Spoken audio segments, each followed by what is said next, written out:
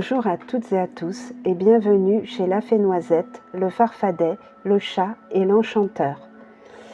Aujourd'hui, je vais vous présenter un oracle, la divination chamanique Sioux de Archie Fire-Lamdir et Hélène Sarkis aux éditions Vega. Donc, je vais vous lire ce que l'on va y découvrir dedans. Découvrez la magie de la tradition Sioux. Le rite de la loge de transpiration, Inipi, est le fondement de tous les autres rites du peuple Sioux Lakota. Dans cet oracle, les cartes puissantes du chef Archie Fire-Lamdir et d'Hélène Sarkis représentent les esprits invoqués dans la tradition Sioux. Avec son livre complet, contenant un glossaire des mots-clés de la langue Lakota, vous vous familiariserez avec les différents tirages de ce peuple fascinant et mystique. Cela vous permettra non seulement de prévoir les événements importants de votre vie ou de celle de votre entourage, mais aussi de vous relier à vos dispositions cachées aux énergies de la nature.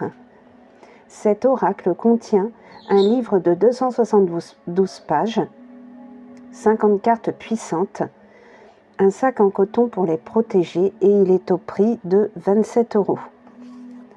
Voilà. Alors, comme vous le voyez, le paysage, c'est effectivement un chaman, un homme médecine, tenant une pipe, la pipe rituelle, à sa main et invoquant la lune avec 2 tambours, que voici, et une tribu, donc la tribu Sioux, assise autour d'eux. Voilà.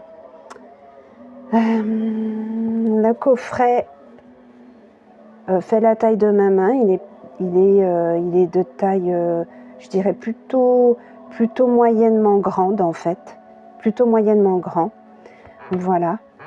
Et il est donc bleu nuit, avec un beau paysage amérindien de nuit. Voilà, donc un beau coffret, voilà, avec un livre de 272 pages, assez conséquent. On va le voir juste après. Et puis, effectivement, un pochon marron pour abriter les cartes. Alors, que je trouve tout à fait simple avec ses cordelettes et son tissu qui est vraiment du coton. Il est marron, alors moi, ça me fait penser à la terre-mère, l'écorce des arbres, la fourrure de certains animaux comme l'ours, le bison, le cerf. En fait, je le trouve tout à fait dans l'esprit chamanique, simple et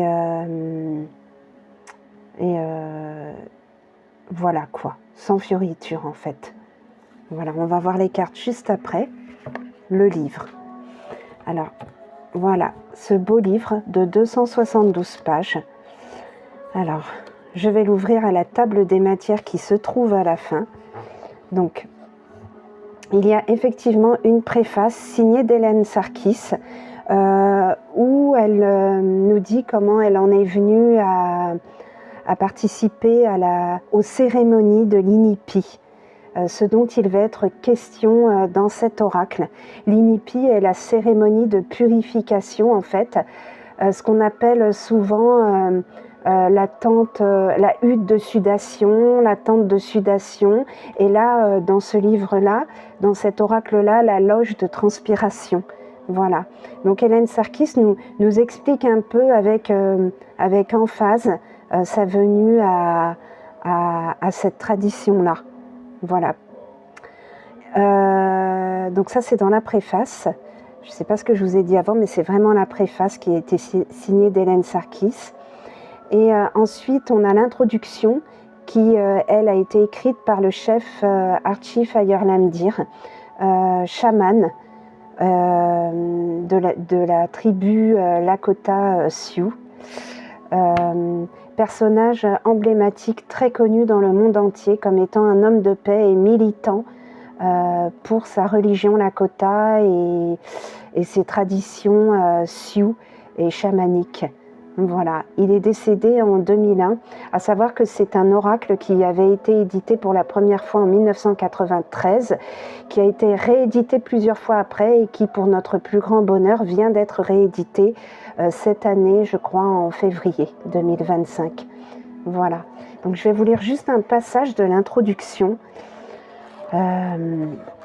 écrite, signée par le chef Archie Fire Lamdir. Voilà.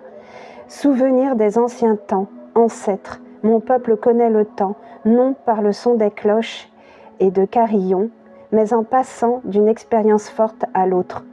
Apparition des forces vitales, neige, pluie, grêle, neige fondue et larmes. Préparation de l'inipi, souffle du grand-père, dans la cérémonie de purification appelée aussi loge de transpiration, le soin que nous mettrons à la préparer nous donne une nouvelle vie. Quand le soleil est au zénith, nous commençons à assembler les matériaux du foyer sacré. Quand le soleil commence à décliner, nous sommes tous arrivés pour partager et nous lier et aller dans la matrice de la terre-mère pour recommencer. Respirant le souffle de Wakantanka. Ensemble, nous commençons par purifier et partager la pipe sacrée. Nous parlons de la femme sacrée qui nous a apporté les 7 rites de cette pipe sacrée.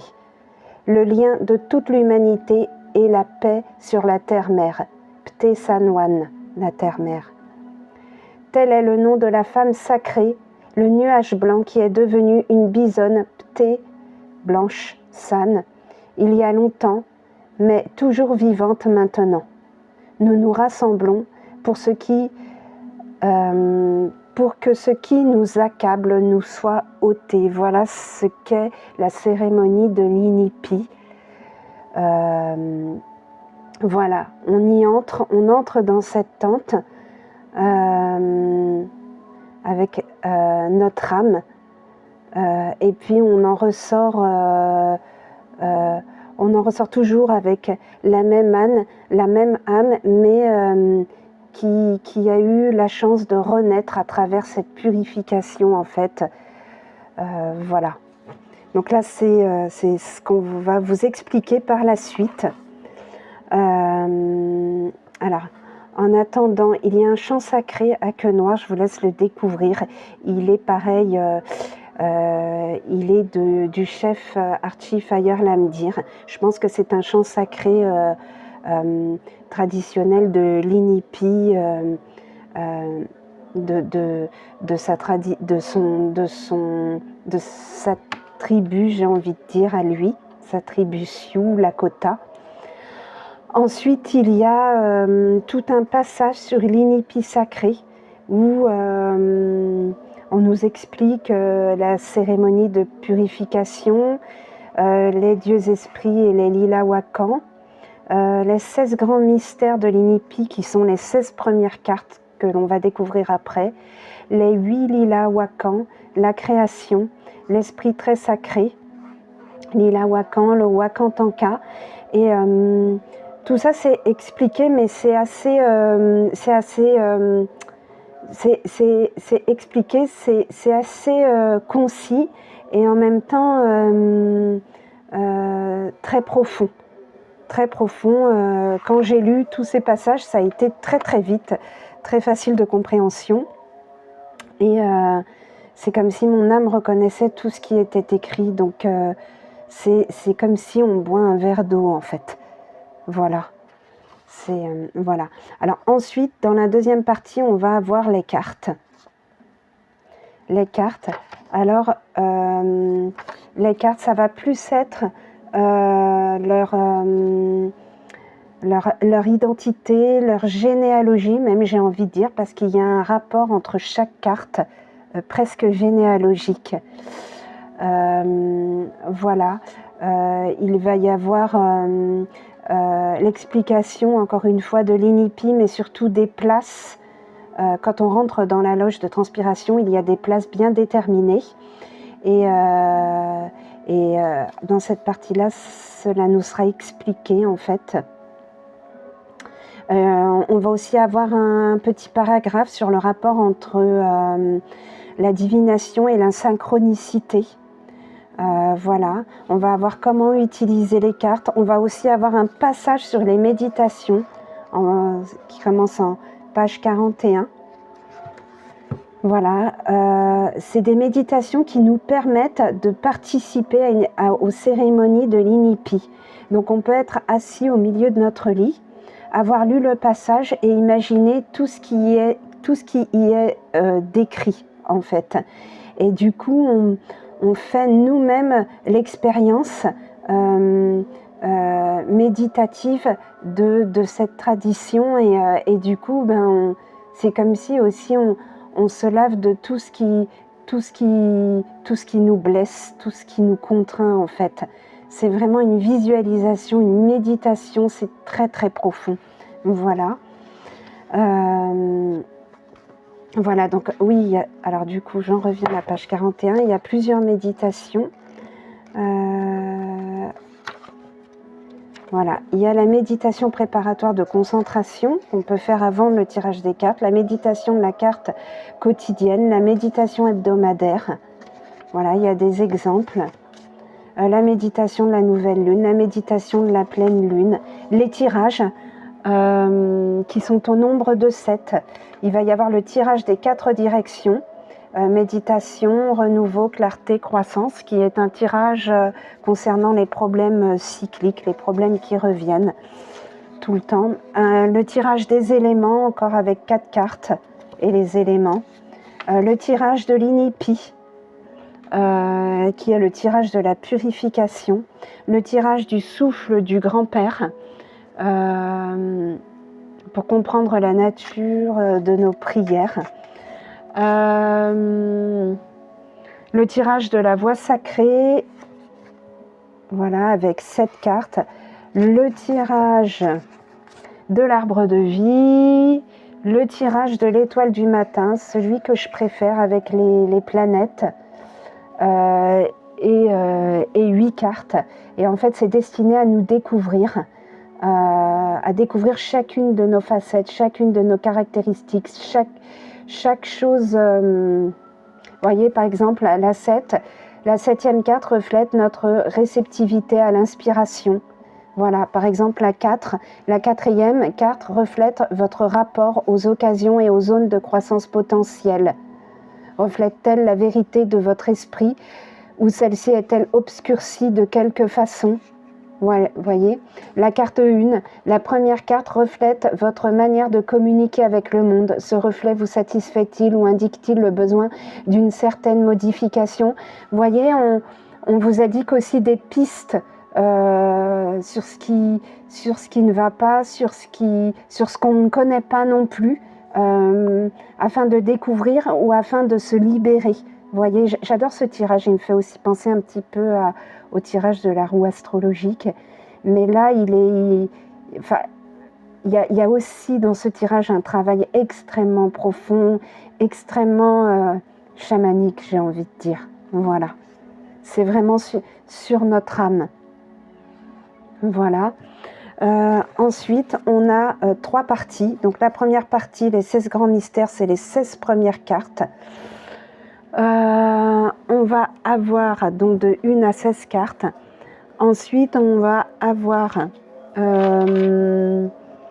la deuxième partie des cartes, donc jusqu'à 16. Voilà, jusqu'à 16, jusqu'ici.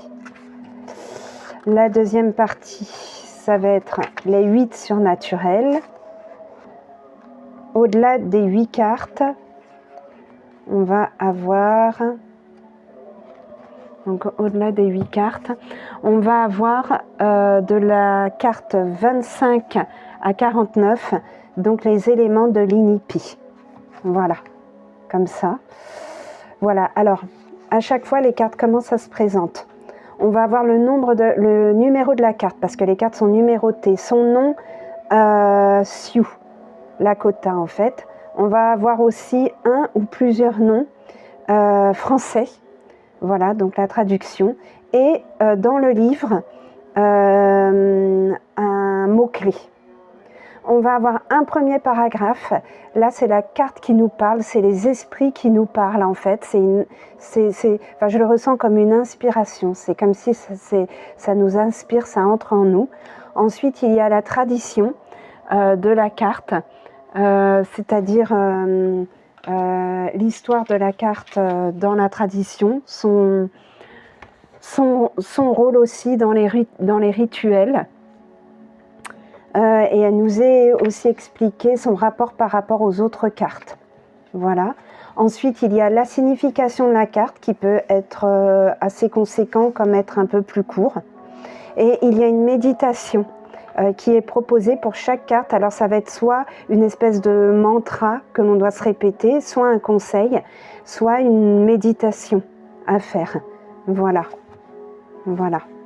À la fin du livre, vous allez avoir un lexique phonétique de comment prononcer tous les mots qui nous sont proposés en Lakota, et il y en a beaucoup. C'est vachement sympa, le lexique.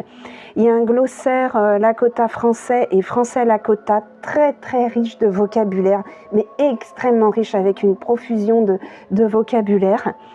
Et même un petit guide des règles sur quelques points de grammaire et d'orthographe. C'est un petit plus assez sympathique en fait aussi, je dirais. Voilà.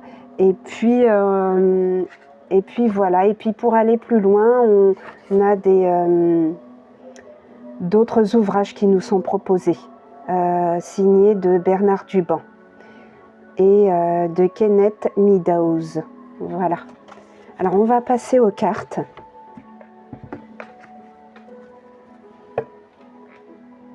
Voilà, alors les cartes que voici. Donc ça, c'est le dos des cartes. Vous voyez, il y a un motif amérindien, je dirais. Elles sont vertes, d'un beau vert avec un liseré blanc autour. La grandeur, c'est au niveau hauteur, c'est la taille d'une carte de tarot de Marseille. Mais un petit peu plus large qu'un tarot de Marseille par contre. La qualité, elles sont extrêmement épaisses. Elles sont, voyez, elles sont très épaisses, de très bonne qualité. Elles chantent. Je ne sais pas si vous entendez, mais c'est des cartes qui chantent.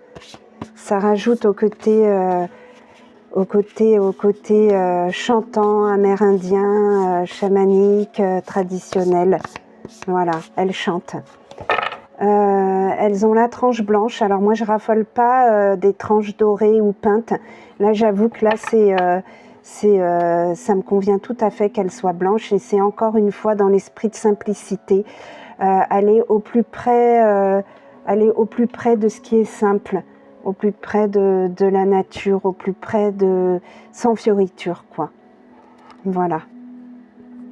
Et voilà les cartes. Alors vous ne m'en voudrez pas, elles sont mélangées parce que je les ai déjà utilisées en fait. Voilà les cartes. Donc comme c'est un jeu qui date de 1993,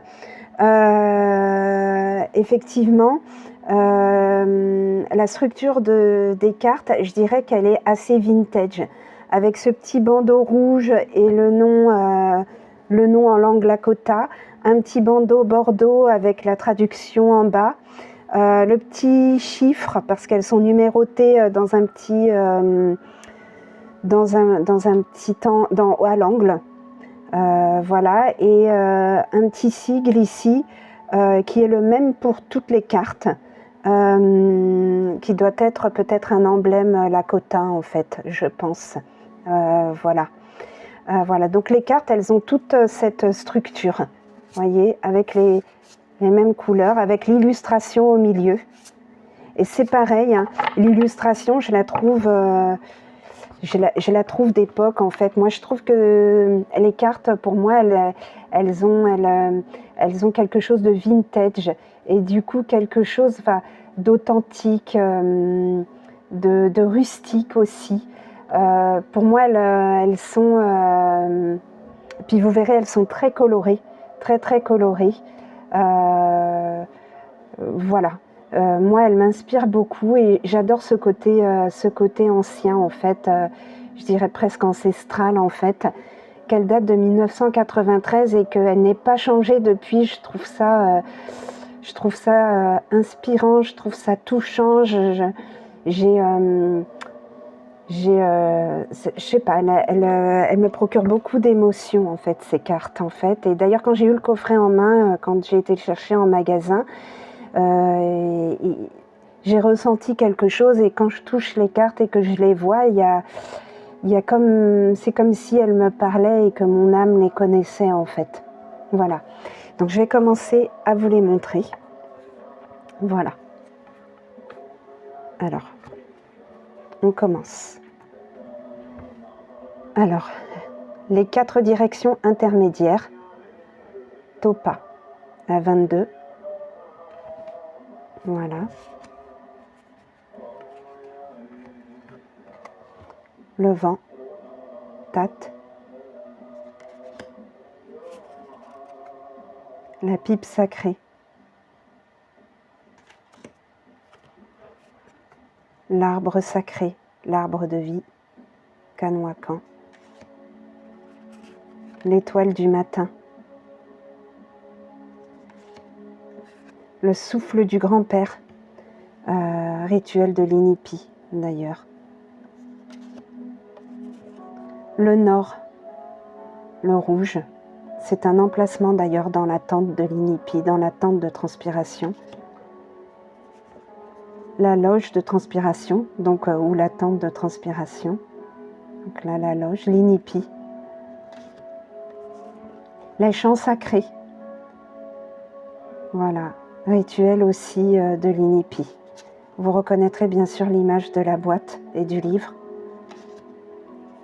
Le mouvement, alors voyez la lune et le soleil qui tournent dans un mouvement toutes les deux inversé, mais qui à la fin vont se fondre l'une dans l'autre.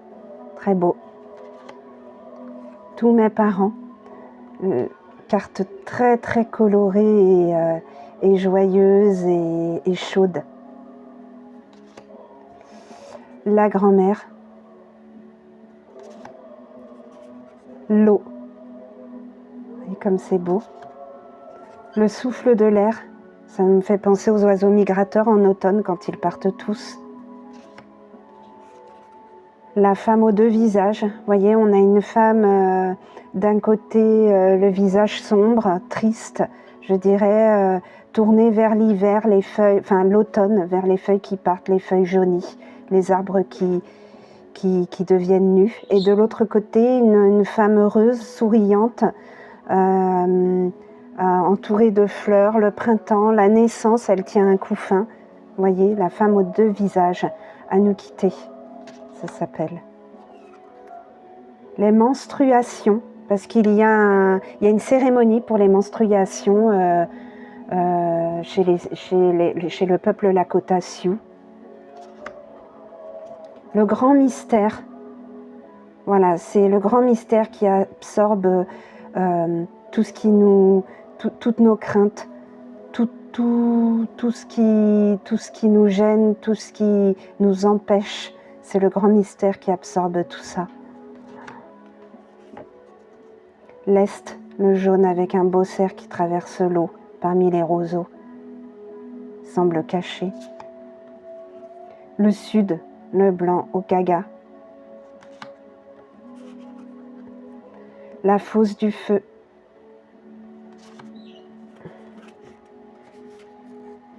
Kanka, la vieille femme, la sorcière. La force vitale avec un guerrier, jeune. Le double, vous voyez l'ombre qui nous appartient et le côté lumineux, l'ombre et la lumière, le double. Et en même temps, il en est beaucoup question chez les Lakota de cette dualité et en même temps qui font notre unicité en fait. Donc tout ça on le retrouve dans le livre. Le feu, Péta. Wamni Omni, le tourbillon de l'orage. Le nuage. Unumpa, l'ours, l'araignée, Inktomi, Kankuwakan, le sentier sacré. Oui, le soleil, très lumineux ce beau soleil dans ce ciel rouge et les tipis juste en dessous. Wakinyan, lettre de tonnerre, un bel aigle avec des bois de cerf. Le rocher, le départ, Inyan. La quête de la vision.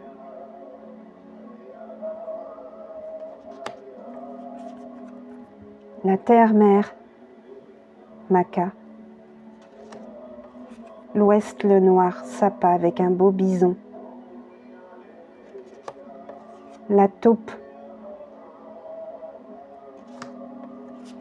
Le pouvoir personnel, Sikun, représenté par tous les animaux, le loup, l'ours, le félin, le cerf, le bison, le renard, le cheval, l'aigle dans le ciel, et ce très beau chef indien avec sa belle coiffe. Voilà, le pouvoir personnel qui me fait penser à l'empereur dans le tarot. L'essence des choses. L'essence des choses. Regardez la lune en présence du soleil, la terre, l'eau, les tipis, la montagne, le rocher, Nagila. Wani, les 4 directions, les 4 vents, avec 4 beaux chevaux.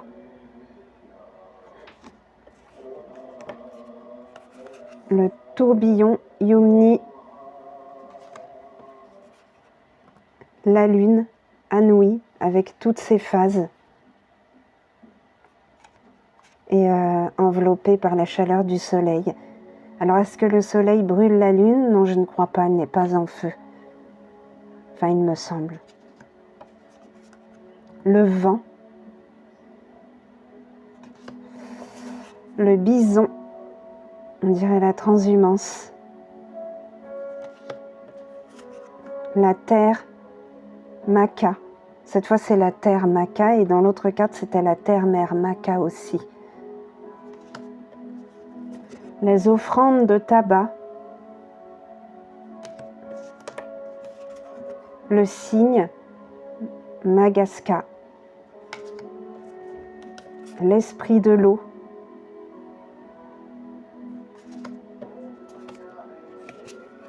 Oisi, le vieil homme.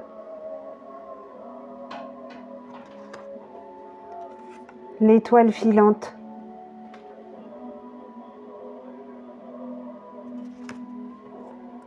Et enfin, Pejutawakan, l'herbe sacrée. Voilà. Alors, je vais tout de suite vous faire un tirage.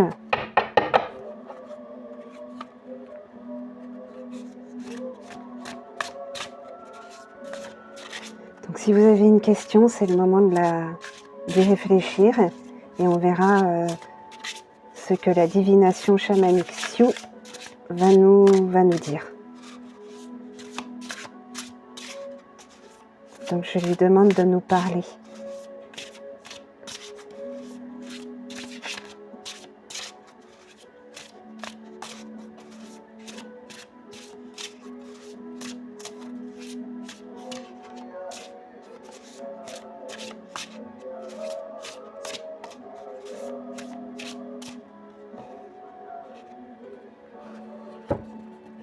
Alors, je prends la première carte. La quête de la vision, la carte 49. Voilà, on va tout de suite voir ce que nous dit le livret. Donc, je vais directement à la carte 49. 45.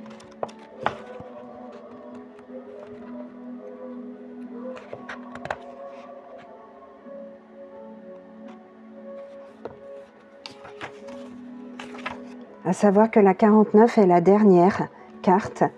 Donc, je pense que déjà rien que ça, ça veut dire quelque chose. C'est très parlant. La quête de la vision. Vision. Donc, alors déjà, je vais vous lire l'inspiration, la carte qui nous parle, les esprits qui nous parlent. Nous vous tirons du monde avec des murmures calmes, incessants, vous attirant vers le plus profond, le plus haut, la plus grande plénitude. Vous prenez conscience du besoin de retraite loin du bruit, du monde, de l'influence des vérités aliénées qui vous entourent. Finalement, la sortie doit être permise, et laissant pour un temps les facilités et la sécurité de votre monde connu, vous vous ouvrez aux éléments, à vous-même, à l'esprit, à l'obscurité et à la lumière, à la plénitude du temps, à l'unicité de votre existence. Nous vous appelons, venez avec votre peur et votre courage recevoir les dons de vision, pour revenir avec les yeux illuminés à votre marche sur le sentier de la terre. Voilà, c'est très très beau. Rien que ça, la carte qui nous parle, c'est très beau. Donc elle nous dit, voyez, de nous retirer peut-être brièvement de notre monde, ne serait-ce le temps d'une méditation ou d'une promenade dans la nature pour revenir à l'essentiel et puis pour s'adonner à nous-mêmes, à l'unicité, à nous-mêmes, et non à tous nos biens, à tout ce qu'on a, tout ce qui fait notre quotidien, à aller, à revenir vers la terre-mère, vers l'essence même des choses oui, ne serait-ce pour se ressentir et avoir le don de la vision, effectivement. Recevoir le don de la vision, tout simplement. Donc, il y a la tradition, donc je vais peut-être pas vous le lire parce que sinon ça va être très très long.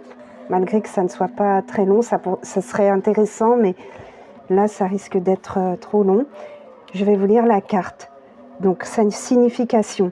Prenez conscience de vos impulsions intérieures. Une vision est en train de se rassembler. Un temps de retraite peut maintenant être requis pour permettre d'entendre les voix du dedans et du dehors. Donc on vous dit vraiment de vous mettre un petit peu à l'écart de tout le tumulte et de vous recentrer effectivement. Préparez-vous pour cette communion en suivant votre instinct. Donc faites confiance à votre instinct. Peut-être que ce qui est requis, c'est un simple bain d'une demi-heure qui va contribuer à chasser le stress et la confusion.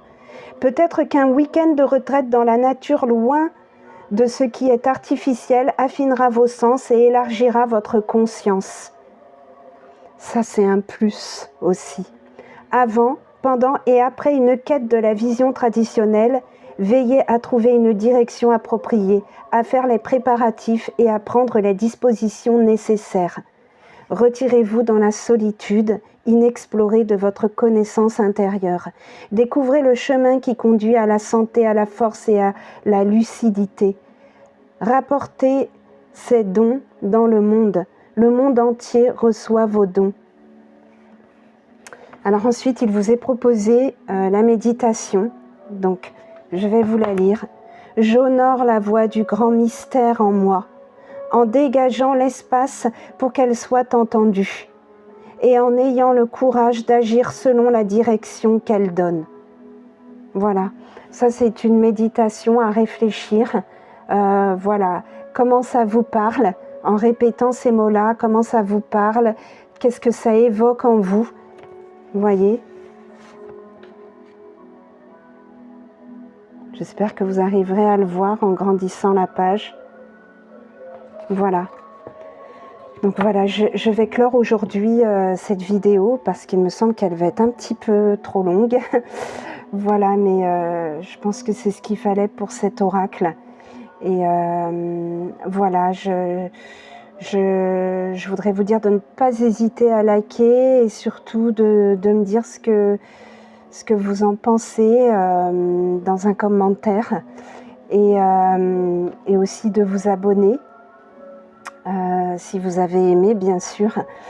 Voilà, et de ne pas hésiter à découvrir cet oracle qui est d'une richesse, d'une profondeur, qui parle à notre âme, d'âme à âme en fait. Voilà, Voilà, ou de le redécouvrir si vous l'aviez déjà au fond d'un tiroir dans une autre édition, dans un autre coffret, eh bien de le ressortir et de le réutiliser. Voilà, en tout cas, je vous dis un grand merci si vous avez pu regarder la vidéo jusqu'au bout et je vous dis à la prochaine. Merci à vous, belle journée et à bientôt.